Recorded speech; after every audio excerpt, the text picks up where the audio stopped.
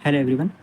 आज के इस वीडियो में हम देखने वाले रजिस्ट्रेशन का TY BCom सेमेस्टर 6 का जो आपका लास्ट चैप्टर है उसके अंदर क्या क्या कॉन्सेप्ट है आज वो पहले हम समझेंगे और एक दो सम भी देखेंगे उसका। तो सबसे पहले रजिस्ट्रेशन के लिए आपका सप्लाई ऑफ दो कंडीशन है। Condition A supply of services and condition B supply of goods. Supply of services के लिए आपका कंडीशन क्या है कि आपका जो एग्रीगेट टर्नओवर है, एग्रीगेट टर्नओवर का मीनिंग हम आगे देखेंगे। तो जो आपका एग्रीगेट टर्नओवर है वो या तो 10 लैक्स होना चाहिए इन स्टेट के लिए और अदर स्टेट के लिए 20 लैक्स होना चाहिए। तो ये स्टेट के लिए शॉर्ट कोड है MMT नागालैंड, M से मणिपुर मिज़ोरम, T से Tripura and Nagaland, make my trip to Nagaland. और जितने भी इसको छोड़ के अदर स्टेट्स है उनके लिए 20 लैक्स है। सर्विसेज के केस में इन केस ऑफ सर्विसेज और गुड्स और सर्विसेज दोनों, अगर वो ऑर्गेनाइजेशन या फिर जो पर्सन है वो सर्विस में डील करता है या तो गुड्स और सर्विसेज दोनों में डील करता है तो उसके लिए कंडीशन होगी 20 लैक्स और इन स्टेट के लिए 10 लैक्स। और सेम केस होगा गुड्स में भी। इन स्टेट्स के लिए MMT नागालैंड वाले स्टेट के लिए 10 लैक्स होगा गुड्स के लिए भी। और जो अदर स्टेट्स हैं जैसे कि ये मेघालय, अरुणाचल प्रदेश, सिक्किम, पुडुचेरी, उत्तराखंड, तेलंगाना और अदर स्टेट्स, मीन्स ये स्टेट के लिए तो कोई भी कंडीशन में, दोनों कंडीशन में 10 लैक्स ही रहेगा आपका। और गुड्स के लिए, गुड्स वाले कंडीशन में आपको 40 लैक्स याद रखना है अदर स्टेट के लिए इनके अलावा। मतलब इसको छोड़ के जितने भी अदर स्टेट आएंगे उसके लिए आपको 40 लैक्स दिखना है। तो ये स्टेट में क्या कौन कौन से आते हैं? मास फूड, M से मेघालय, A से अरुणाचल प्रदेश, S से सिक्किम, P से पुडुचेरी, U से उत्तराखंड एंड T से तेलंगाना। 20 लैक्स इन स्टेट के लिए है, ये 10 लैक्स ये दोनों स्टेट के लिए फिक्स है कोई भी कंडीशन में, गुड्स में या फिर सर्विसेज में। और 40 लैक्स गुड्स के लिए अदर स्टेट्स, इनको छोड़ के अदर स्टेट्स। अभी इसका एक ही हम देखेंगे कंपलसरी रजिस्ट्रेशन, मतलब किसको कंपलसरी रजिस्टर करना ही है। सबसे पहले इंटर स्टेट टैक्सेबल सप्लाई, मतलब कि जो इंटर स्टेट में डील करता है जैसे कि एक स्टेट से दूसरे स्टेट में, जैसे कि महाराष्ट्र से गुजरात में। CTP मतलब कैजुअल टैक्सेबल पर्सन और NRTP मतलब नॉन रेसिडेंट टैक्सेबल पर्सन। अगर ये दोनों कंडीशन है तो उनको भी कंपलसरी रजिस्ट्रेशन करना ही है चाहे उनका टर्नओवर कितना भी हो। फोर्थ है आपका ई-कॉमर्स ऑपरेटर जैसा कि स्विगी, जोमेटो, जो कि ऑनलाइन बिजनेस करते हैं उनको रजिस्ट्रेशन कंपलसरी करना है। RCM जो कि रिवर्स चार्ज मैकेनिज्म के अंदर टैक्स भरते हैं। और एक्सपोर्ट जो एक्सपोर्ट करता है उनको, और notified person by the government, इन सबको कंपलसरी रजिस्ट्रेशन करना ही है। और नॉट लायबल फॉर रजिस्ट्रेशन के अंदर कौन कौन आते हैं जिसको रजिस्ट्रेशन नहीं करना है? उसके अंदर सबसे पहले आते हैं सप्लाई ऑफ टैक्सेबल और होली एग्जाम गुड। जो dealer supply of non taxable goods में डील करते हैं या फिर एग्जाम गुड्स में डील करते हैं उनको रजिस्ट्रेशन नहीं करना है। सेकेंड है आपका एग्रीकल्चरिस्ट, जो किसान होते हैं उनको भी रजिस्ट्रेशन नहीं करना है। और special category notified by the government. अभी हम इसका थियरी कैसे सॉल्व करना है पहले उसका देखेंगे, फिर उसका एक सम भी देखेंगे। तो अगर क्वेश्चन में आपको ये वर्ड आएगा फ्रॉम व्हेन, तो आपको क्यूमुलेटिव वाला कैलकुलेट करना है, मतलब यहाँ का टोटल फिर यहाँ पे लिखने का, इसका टोटल इसमें ऐड करके यहाँ लिखने का। तो जैसे हम सम करेंगे आपको समझेगा। और डिटरमाइन द डेट, ये दोनों वर्ड आए क्वेश्चन में तो आपको क्यूमुलेटिव वाला निकालना है। और ये ट्रांजेक्शन में आपको खाली सेल्स वैल्यू, सेल्स की ही वैल्यू लेनी है, परचेज की वैल्यू नहीं लेनी है आपको। इसका फॉर्मेट हम देख लेते हैं। डेट पर्टिकुलर्स, जितने भी आपकी सप्लाई होंगे खाली सेल्स वाले जैसे कि एक्सपोर्ट सप्लाई, एग्जाम्प्ट सप्लाई, वो सब लेना है आपको। और इसका टोटल करके क्यूमुलेटिव निकालना है आपको। इसमें इनवर्ट सप्लाई नहीं आता है। इनवर्ट सप्लाई मतलब परचेज, परचेज इसमें हमको नहीं लेना है। परचेज का ऐसा लिख के वहाँ पे आपको डैश लिखना है।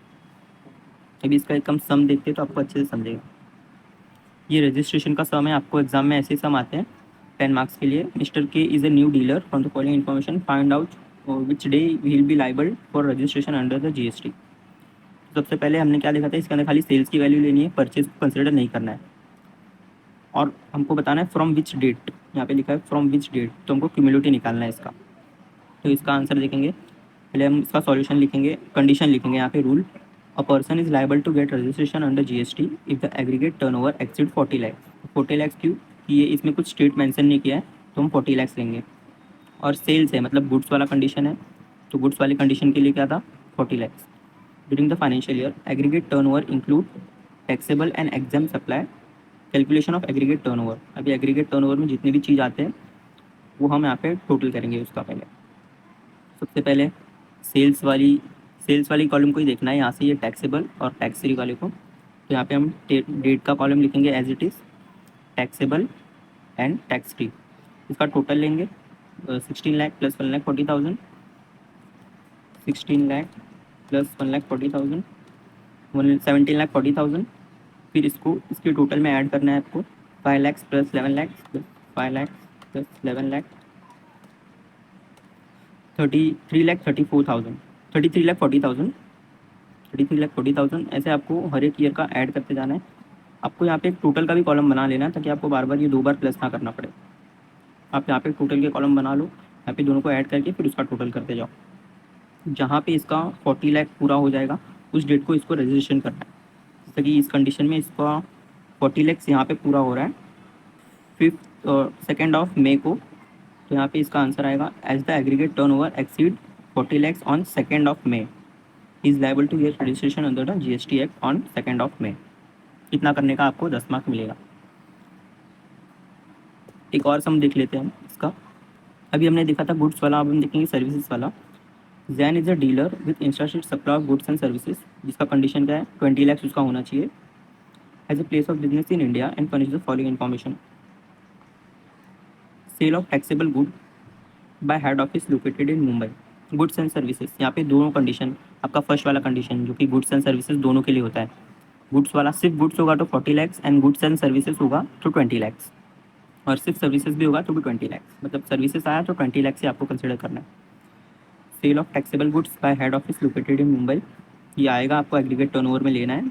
जैसे कि यहाँ पे calculation of aggregate turnover in the financial year, ये आपको लेना है। Sale of taxable services by the branch office Chennai, ये भी आपको लेना है। एग्जेम्प्टेड गुड्स भी लेना है आपको। Sale of good acting as a principal on behalf of the principal, ये भी आपको लेना है। तो इनका टोटल करना है आपको 18,10,000, और इसका 20 lakhs पूरा नहीं हुआ तो since the aggregate turnover does not exceed 20 lakhs, mister Z is not required to register under GST। इसका 20 lakhs से कम आया तो इसको रजिस्ट्रेशन नहीं करना। होप तो आपको कंसेप्ट समझा होगा। एक कंसेप्ट हम और देख लेते हैं, एग्रीगेट टर्नओवर के अंदर क्या क्या आपको लेना है। एग्रीगेट टर्नओवर, ये आपको ये आप शॉर्ट नोट में भी लिख सकते हो एज इट इज़। इसके अंदर क्या क्या आपको लेना है वहाँ पे लिखा गया है।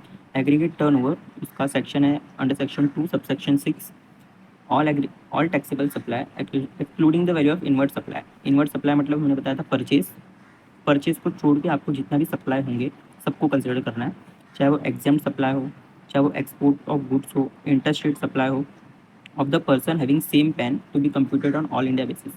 जो भी पर्सन सप्लाई करता है उसका सेम पैन होना चाहिए, मतलब पैन कार्ड एक ही बनता है आपका, तो उसके अंदर ही आपका टैक्स लायबल होता है। तो वो पर्सन जो भी अपने पैन आईडी से, पैन नंबर से टैक्स भरेगा वो सब इसके अंदर आएगा। जैसे कि टैक्सेबल सप्लाई आएगा, exempt supply, export, interstate supply. और क्या क्या नहीं आएगा but exclude central tax, state tax, union territory tax, integrated tax and cess. तो चाहिए तो आप एक स्क्रीन में देख लो इसको। अभी हम इसका एक बार जितना भी हमने किया अभी इसका शॉर्ट में एक बार रिवीजन कर लेते हैं। रजिस्ट्रेशन के अंदर सप्लाई ऑफ सर्विसेज और गुड्स एंड सर्विसेज बोथ, या तो सर्विस या तो गुड्स एंड सर्विसेज दोनों। सर्विस आ गया मतलब 20 lakhs, और ये स्टेट तो फिक्स है, इनके लिए 10 lakhs ही होगा। और गुड्स ओनली, खाली गुड्स के लिए 40 lakhs, ये स्टेट के लिए तो 10 lakhs ही होगा दोनों भी कंडीशन में। और 20 lakhs इन स्टेट के लिए मास गुड, एम से मेघालय, अरुणाचल प्रदेश, सिक्किम, पुडुचेरी, उत्तराखंड एंड तेलंगाना।